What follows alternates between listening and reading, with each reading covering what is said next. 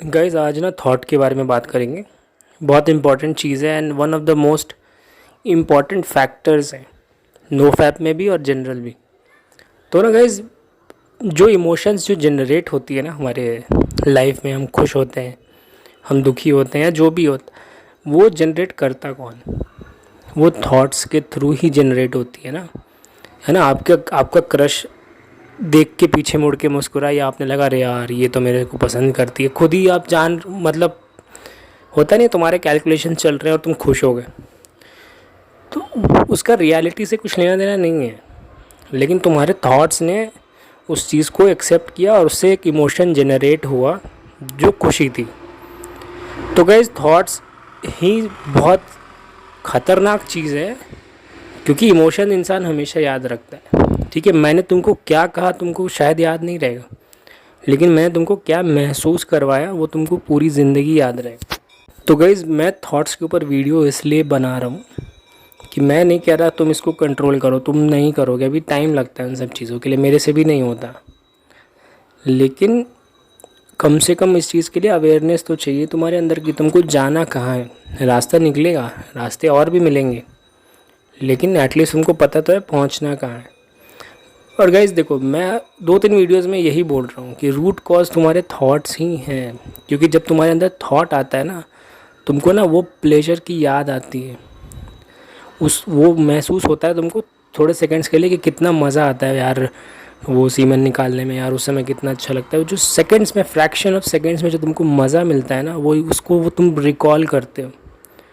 और वो रिकॉलिंग से तुमको खुद को रोकना है, उसके लिए तुमको उस थॉट्स के जाल से निकलना पड़ेगा गाइस।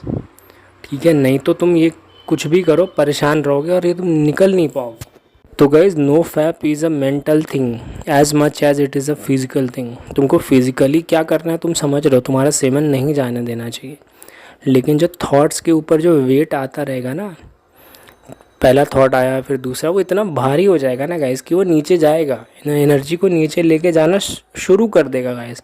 तुम्हारे सेक्सुअल थॉट्स थोड़े भी आए ना, तुमको नीचे, तुमको सेंसेशन मिलना शुरू हो जाता है, एनर्जी जाने लगती है नीचे। भाई वो तो समझ ही रही है कि भाई अब मैं हो गया हूँ वेटेड, अब चलते हैं ग्रेविटी के हिसाब से। तो गाइस, अगर तुमको ये पूरा फ्लो उल्टा करना है, तुमको ऊपर चाहिए, तुमको ना दिमाग को लाइट तो रखना पड़ेगा, थॉट्स को लाइट तो रखना पड़ेगा। समझ रहे हो ना, रूट कॉज यही है। और जो मैं कहना चाह रहा हूँ और आज फाइनली कह रहा हूँ, तो तुमको तुम्हारे मेंटल फ्री होना पड़ेगा इस चीज़ से हर हालत में।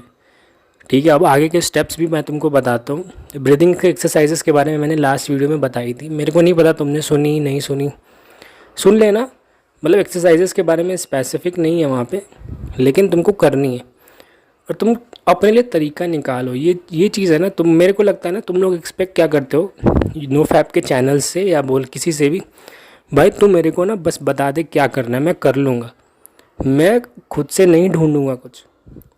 तो गाइज़, यही प्रॉब्लम है। तभी तुम कल को मैं कुछ और कहूँगा, तुम कहोगे यार उससे नहीं चल रहा, कल को कोई और कहेगा, तुम बोलोगे उससे भी मेरा काम नहीं हो रहा, क्योंकि यार तुम अलग हो हम सबसे। 2-4 बेसिक चीज़ें सबको करनी है, लेकिन अपने लिए कुछ निकालो तो यार। ये हैबिट डेवलप करो सीकिंग वाला। Knowing is one thing, seeking is an another different thing. When you have the attitude of seeking, तुमको नहीं रोकने वाला है कोई। तो ना वो सीकिंग वाला एटीट्यूड, गो गेटर वाला एटीट्यूड बनाओ और सीकिंग एकदम ढूंढो यार, मेरे लिए क्या काम करता है, रिगरसली ढूंढो। और गाइस देखो, मैं मेरे एक्सपीरियंस से बोल रहा हूँ ना, secret of a successful no fap journey is your breathing exercise. ठीक है, और breathing exercise is not like pranayama और वो सब, वो तुम करो जो तुमको जमता है। अर्जेस जब आती हैं तो ब्रीदिंग कैसे रीसेट करना है तुमको ये देखना है। मेरे से ग्रुप में किसी ने पूछा भी था कि मेरे को रात को अर्जेस आ रही हैं, तो हम एक वीडियो बनाओ।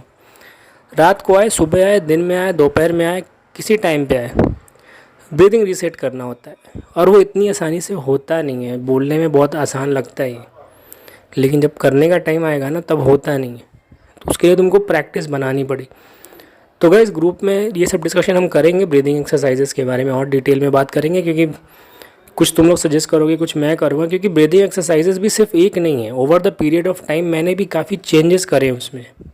तो आप लेवल अप करते हो ना, फिर वो काम नहीं करता आपके लिए, फिर आप उसको थोड़ा इम्प्रोवाइज़ करते हो, फिर आप थोड़ा इम्प्रोवाइज़ करते हो, कभी कभी आप वापस चले जाते हो पुराने वाले पे कि आपको लगता है ये काम नहीं कर रहा। तो you have to do that seeking part, you have to do that finding out part, ठीक है ना। जस्ट ब्लाइंडली फॉलोअर नहीं बनना है किसी का, ठीक है। अपने लिए अपना रास्ता निकालना है और नोफैप करना है, क्योंकि नोफैप से मिलने वाली सक्सेस ना वो यूट्यूब पे बैठा बंदा नहीं लेने वाला तुम्हारा, तुमको अपना खुद ही करना है। उसके लिए काम किया, उसने बोला, तुम्हारे लिए शायद नहीं कर रहा हो तो तुमको फाइंड आउट करना पड़ेगा।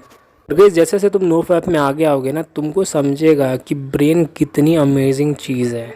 ये तुमको तोड़ने के इतने तरीके लगाएगी ना तुमको, तुम ना सोच नहीं सकते थे कि ये सब चीज़ें भी तुम्हारे दिमाग की है या कहीं और से आ रही हैं, ब्लूटूथ से आ रहा है क्या कुछ।